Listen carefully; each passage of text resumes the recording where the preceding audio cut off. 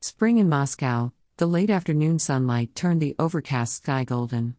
City General Hospital Number 12, where Anastasia Volkova, an emergency department doctor, was desperately fighting to save lives, still echoed with a warning siren calling in a critical case. Anastasia had been with the emergency room for over 8 years. In her early 30s, tall and resolute-eyed, she carried a single obsession: never to fail any patient. That evening, just as her shift was about to end, her phone buzzed. "Dr. Volkova, there's an elderly person who collapsed at the Izmailovo market. An ambulance is on its way." Without even putting on her white coat, she jumped into the ambulance and headed straight to the market. In the deserted bustle, an elderly woman with silver hair, Ekaterina Petrova, age 78, lay slumped on a stone bench, her lips pale, sweat beading her brow. Anastasia knelt, checked her pulse, then coolly ordered, "Prepare the stretcher. Get her on board immediately." A rugged young man appeared and grabbed the old woman's hand to help lift her. He was tall, slightly awkward, but his eyes held a special concern. The ambulance sped back to the hospital. Inside, Anastasia swiftly inserted N4, took her blood pressure, every move decisive. Back in the ER, Mrs. Petrova began to regain consciousness. Anastasia commanded, "Monitor her heart continuously, run full labs, and don't let her move on her own." Suddenly the door swung open. The young man from the market called out, "Who are you? How dare you start N4 without informing us?" Anastasia nodded coolly. "I'm Dr. Anastasia Volkova. Mrs. Petrova came in acute cerebral ischemia, urgent intervention was needed." "And you?" "I'm her grandson, Dmitry Petrov." He barked, yanking at the fourth line. "Why didn't you ask about her medical history? She was at risk of stroke if you delayed." Dmitry's eyes flashed in anger. Anastasia didn't hesitate. "Stop interfering. The patient is critical." He growled, "Who do you think you are?" She replied tersely, "I have the right to save lives." He stormed out, the door closing behind him, leaving only the pale lights reflecting off Anastasia's still aching hand from the bruise. She sighed and refocused on the ER. In the corridor, Dmitry stood frozen. It was the first time he'd met a doctor who was both unyielding and compassionate. Though furious, he could not deny she had saved his grandmother's life. And at that moment, the fates of Anastasia Volkova and Dmitry Petrov began to intertwine. The next morning, spring sunbeams filtered through the ER window, casting soft shafts of light on the white walls. Anastasia Volkova, her hair tousled from the overnight shift, pressed the door release and stepped into the corridor. She rose onto tiptoes, inhaling deeply, promising herself she'd drink plenty of coffee to stay alert. Meanwhile, outside the patient rooms, Dmitry Petrov hurried down the hallway. The weight of worry and shame from yesterday's argument still pressed on him. Today, he simply wanted to apologize. But upon seeing Anastasia bent over her desk, he froze in embarrassment. "Dr. Volkova?" Dmitry called softly, his warm voice tempered by pride.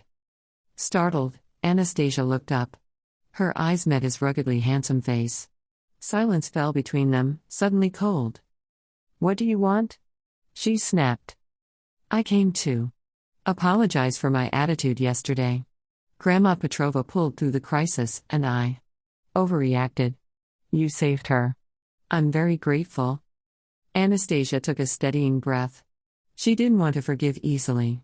Yet before his genuine remorse, her resolve softened. "There's no need to apologize for treatment.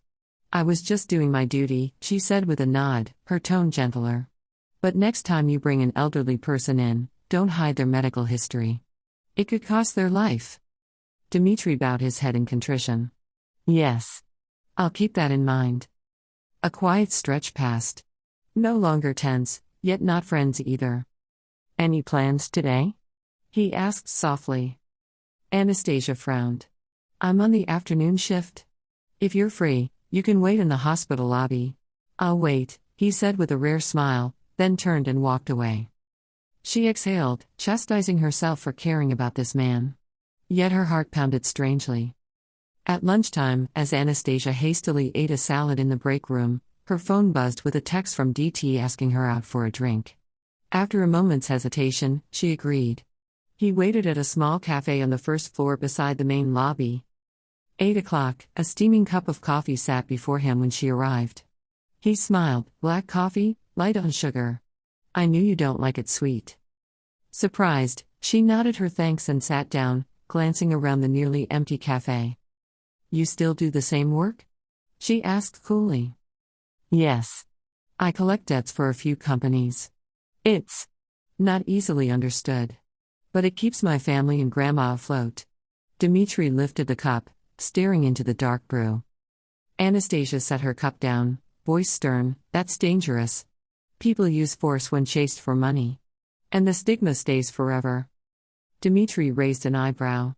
I know enough to make my own choices. You don't understand me at all. Tension flared. She pressed her hand on the table. What do you know about medical ethics and saving lives? You only know how to coerce with money. I bear the responsibility for every life in my hands. I value life too. He shot back, gripping the chair. Can't you see? I compensate destitute debtors daily. It's my way of keeping society. She cut him off. That's not the way. You force them to pay at any cost, even when they're destitute. You take from the poor. You chase people's money. She stood, voice raised enough to turn heads. Even if your mother says you're good, your methods are cruel. Dmitri jumped up, eyes blazing. You have no right to judge me. I'm not forcing anyone to drink poison. I'm delivering justice to those who shirk responsibility. She flipped her hair, answering crisply, justice isn't for those who resort to violence. They faced off, a vein pulsing at his temple. Then suddenly, Dmitri laughed scornfully. Arrogant doctor. I wonder if you've ever seen true life and death. His words pricked her pride. He spun and stormed out, leaving Anastasia stunned, a chill settling in her chest. She sat, breathing deeply to calm herself. But deep down, a strange mix of irritation and curiosity stirred toward this ruffian who also bore responsibility. That afternoon, Anastasia returned to the hospital, vowing to keep her distance. Dmitri, parked outside in his car, watched her disappear inside and thought, I must win her over. 2 days after the tense coffee encounter, Dmitri Petrovsky still came to City General Hospital number 12. He arrived at Anastasia's break room at lunch, holding a neat bouquet of white tulips. Dr. Anastasia, I'm here to thank you for saving my grandmother, he said gently, placing the flowers on the table. Anastasia glanced at the blooms and nodded, about to speak when her phone rang. She sighed, through gritted teeth, that's my mother. I have to go. She left the break room to find her petite mother, Olga Volkova, standing at the hospital entrance, phone in hand, her face furious. Without a word to Dmitri, mother and daughter hurried into the elevator. He quietly returned the flowers to his car. That evening, at the Volkova family's cozy apartment, dinner flew by faster than ever. Olga filled each bowl of soup without looking at her daughter. Anastasia set down her bowl, avoiding her mother's gaze. Anastasia, what do you think you're bringing home? Her mother's voice cut like a blade. Mother. Dmitri Petrovsky. He's my patient's grandson. A debt collector? Olga frowned. A man who terrorizes people to get money? How can our family accept that? Mother. He's caring. He loves my grandmother, enough. Olga slammed her bowl on the table. The Volkovas have respected medicine for generations, and he invests in violence and dirty money. How dare you equate him with your friends? Anastasia's eyes reddened with frustration. Mother, I'm not forcing you to accept him. I only ask for your respect for my choice. Choice? Olga snorted. You choose to chase a thug. I choose to protect your youth. That night, Anastasia decided to sleep at the hospital to avoid the family tension. Dmitri learned of it but dared not visit, not wanting to disturb her mother and daughter. The next day after work, he brought a box of herbal tonics to the Volkova home. Guessing Olga's wariness, he knocked patiently. When Olga opened the door and saw the gift, surprise flickered across her face. These are from Dr. Volkova. Grandma Petrova benefits from them, Dmitri explained. She asked me to deliver them to you. Olga silently accepted the box but said nothing. Dmitri bowed and left. In the weeks that followed, every week he visited Mrs. Petrova with fresh fruit and specialized yogurt for seniors. Though cool at first, Olga began to see her son's sincere kindness. Dmitri's warm heart emerged in unexpected ways. One weekend afternoon, Anastasia's car tire went flat in the street. Remembering her mother's warning, she decided to change it herself. Just then, Dmitri appeared holding a toolkit. "Let me help. A female doctor shouldn't be doing manual labor." After a moment's hesitation, she handed him the keys. "Fine, but hurry." He deftly replaced the tire, his face serious but his eyes uncommonly gentle. She watched, amazed by his thoughtfulness. When he finished, he wiped his hands and bowed. "Thank you, Mr. Petrovsky." Time seemed to pause, two opposites now communicating normally. He straightened, smiling confidently. "I'll be here when you need me. You won't be alone." Anastasia's guard slipped. Her mother might dislike his work, but she had come to appreciate this man's heart. Softly, she said, "I know." In her heart, the line between ruffian and good man began to blur. And deep down, Olga Volkova started to reconsider too. About 2 weeks after Anastasia and Dmitri's relationship warmed, fate tested them again. One weekend afternoon, Dmitri was assigned to collect a large debt from Igor Mikhailov, a famous yet embittered businessman who'd long evaded repayment. By the time Dmitri reached the opulent marble-floored building, dusk had fallen. He climbed the stairs to the second floor clutching a demand letter. Suddenly, Igor and 2 bodyguards burst out, slamming Dmitri to the cold floor and delivering brutal blows. Dmitri shielded his face, but a vicious kick cracked his rib. Pain flared, and he collapsed, dazed. Igor sneered as he walked away, leaving Dmitri bleeding on the floor. Meanwhile at City General Hospital No. 12, Anastasia had just finished her shift when Dmitri's faint voice crackled over the phone. "Anya. I'm hurt. Need you." She leapt into her car and sped to the address he gave. On the second-floor landing she found him writhing, his shirt stained with blood. She hurriedly supported him to the ambulance and raced back to the ER. In the operating room, Anastasia directed the nurses and began resuscitation. An X-ray confirmed 2 fractured ribs. Any professional distance vanished as she tenderly dressed his wounds, administered painkillers, and instructed strict bed rest for at least 2 weeks. Hours later Dmitri awoke to see Anastasia's anxious face. He choked out, "Anya. Thank you for getting here in time." She held his gaze steadily. "If I'd been a minute late, you could have bled out." He managed a wry smile. "This injury gave me a glimpse of life and death. But you know I never ask for pity." In the following days, under her devoted care, Dmitri healed. Olga even visited and was moved by how diligently her daughter cared for her boyfriend. Her disdain melted into gratitude. In the warm hospital room, they talked about dreams and ambitions. He spoke of starting a transport company to leave debt collecting behind. She shared the challenges and responsibilities she faced in medicine. Holding Anastasia's hand, Dmitri vowed, "Anya, thank you for not abandoning me. I promise to change, to deserve your heart." Anastasia's gentle eyes met his. "I believe you can. But don't forget to take care of your health, so we can build our future together." 2 months after Dmitri's recovery, Anastasia received orders from City General Hospital No. 12 to join a mobile ER unit in Novosibirsk, Siberia, nearly 300 kilometers away, supporting a coal mine clinic plagued by frequent accidents and staff shortages. At dawn, she and the medical team boarded a fully outfitted ambulance. Outside, the temperature was -20 degrees Celsius, frost covering the windshield like lace. A driver was at the wheel, and another nurse sat beside Anastasia to monitor vital signs in the freezing cab.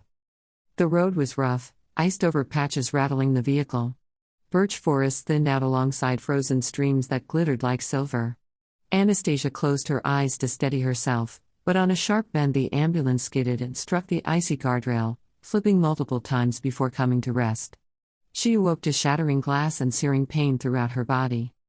Snow swirled, wind cutting through her. The ambulance lay mangled, radios dead. Anastasia called into the handheld team. "Where are you?" Her breath rasped, her heart raced. The door jammed. She crawled through a shattered window and clutched a sapling to haul herself outside into the snowdrift. She staggered, collapsing in the frozen wilderness. Back in Moscow, Dmitri got the dire dispatch. "Dr. Volkova has been in an accident en route to Siberia. We've lost contact." His heart stopped. Without hesitation, he booked the first flight to Novosibirsk. A blizzard greeted him, but he trudged into a government ambulance, his hands numb. Following the documented route and locals' directions, he found the wrecked vehicle. Racing to Anastasia's side, he found her unconscious, pale, blood and snow clinging to her skin. He stripped off his insulated jacket to cover her, then used the satellite communicator to call an urgent rescue. He carefully checked her pulse, improvised bandages on her knee and shoulder wounds, whispering, "Anya, hold on. I'm here. Don't leave me." After nearly half an hour, relief crews arrived and rushed her to the regional clinic. There she stabilized on 4 fluids and shock treatment. X-rays showed multiple rib fractures, a muscle contusion in her shoulder, and a slight hip dislocation. Doctors warned of pneumonia risk from the cold trauma. When Anastasia surfaced, vision blurred, she found Dmitri at her bedside, eyes red. He grasped her hand, repeating, "Anya, don't be afraid. I won't leave you. I flew hundreds of miles for you." She managed a faint smile. "How did you know I was here?" He squeezed her hand. "It's a ruffian's instinct. When the one you love is in danger, you can't sit still." The next day, as the mobile squad prepared to return to Moscow, Dmitri was allowed to accompany her in the recovery unit. On the journey home through the Siberian dawn, he whispered, "Anya, we'll watch sunrises together, wherever we go." Back in Moscow, Anastasia and Dmitri settled slowly into normal life. One afternoon in the ER at City General Hospital No. 12, a pediatric minor's surgery went awry. Staff were depleted, many were away at a conference, and Anastasia found herself overwhelmed. Just then, Dmitri appeared in the corridor with a laptop and an insurance liaison notebook. He offered to contact insurers to provide financial and PR support, easing the hospital's crisis. His timely aid enabled the administration to manage the fallout and stave off negative press. Word of Dmitri's help spread throughout the hospital. Olga Volkova, upon hearing from her daughter, felt surprised and moved. She decided to visit Dmitri's workplace. Expecting a den of debt collectors, she found instead a tidy office where fresh fruit was always on offer. Her heart softened further. However, tension remained when Ekaterina Petrovna, Dmitri's grandmother, received criticism from acquaintances that her grandson consorted with an overbearing doctor. Worried, she fretted over their relationship. Together Anastasia and Dmitri faced 2 pressures: family skepticism on one side, and their own faith in each other's integrity, his new transport venture and her medical ethics, on the other. They spent many evenings sharing their worries, growing ever more understanding. One night, under the warm glow of Dmitri's office lamp, he took Anastasia's hand and said, "Anya, no matter the trials, I want to face them by your side." Tears glistened in her eyes. "And I believe that with you beside me, I fear nothing." From then on, they built trust together, gradually erasing the doubts and hostility from both families. Just as Anastasia and Dmitri's bond flourished, Dmitri's past resurfaced like a nightmare. One weekend evening, Ekaterina Petrovna received a call. Her daughter faced a massive debt Dmitri had incurred earlier to pay for her medical care. If unpaid, the creditor would send enforcers. The news alarmed both families. Olga Volkova immediately feared for her daughter, insisting Dmitri's debt-collecting trade only bred trouble. Anastasia squeezed his hand. "Trust me, love. We'll get through this." The next day, a black car pulled up in front of the Petrova apartment. 2 burly men stepped out carrying boxes of debt paperwork. They rapped on the door and snarled, "Pay up or we'll harm Mrs. Petrova's health." Dmitri stepped forward, face cold. "That was an old debt. I've paid the principal, though the interest spike was unexpected." The creditor sneered, "Irrelevant. In this world, a debt must be repaid in full."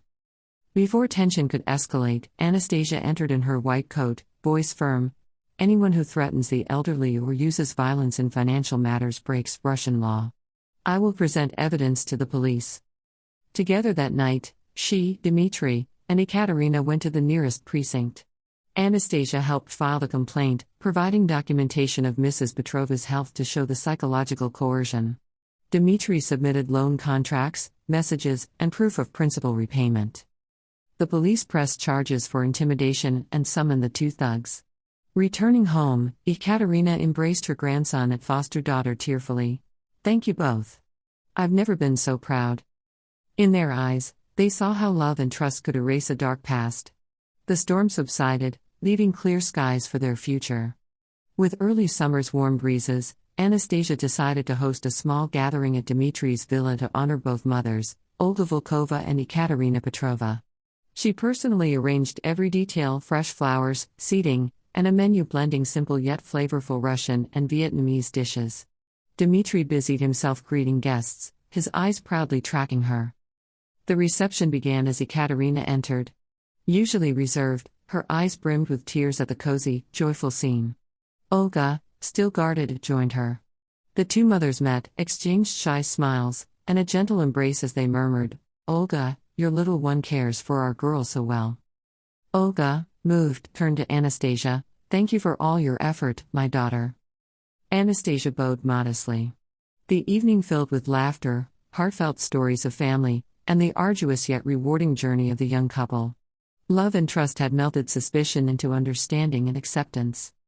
As the party wound down, Ekaterina supported Olga onto the porch. Mrs. Petrova clasped her daughter-in-law's hand. "I once feared for my foster daughter, but now I believe in your choice. You two have shown that happiness transcends origin." Olga smiled and nodded. "I'm sorry for my harshness. From now on, live for yourselves." Under the jasmine-scented porch lights, Anastasia and Dmitri held hands, gazing through the window at their united families. Their journey of persuasion and acceptance had borne fruit. Having won over both mothers, Anastasia and Dmitri embarked on a new chapter in their careers. Dmitri officially founded Petrov and Volkova Transport Company, merging their surnames to symbolize their partnership, offering fast freight services by road and rail throughout Russia. At the grand opening in central Moscow, Dmitri, in a sleek suit, introduced Anastasia, now head of external relations and occupational health, to partners and the press. She stood beside him, smiling radiantly, her hand tight in his for support. The event drew business leaders, physicians, and journalists. They praised the innovative combination of logistics expertise and employee wellness programs. Anastasia declared, "We believe a strong foundation is built on humanity and social responsibility. Our company not only transports goods but cares for the health and spirit of workers."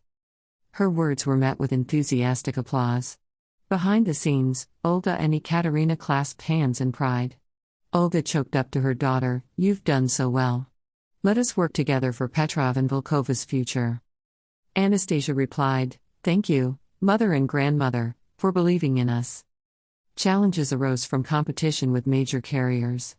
Some clients complained of delays due to weather, others questioned service quality.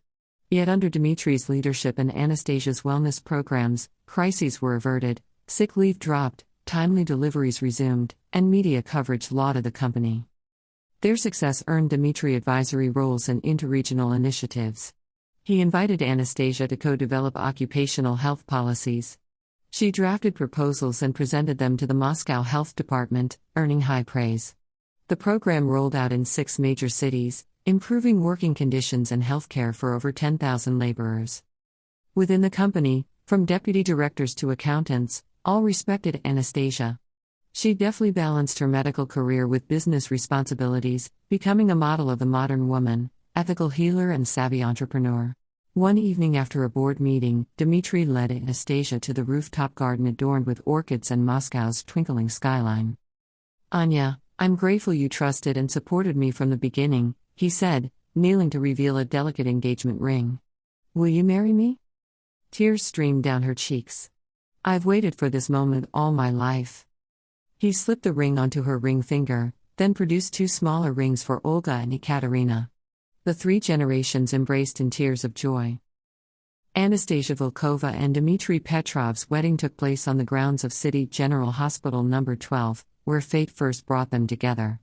The intimate reception included family, friends, medical colleagues, and business partners.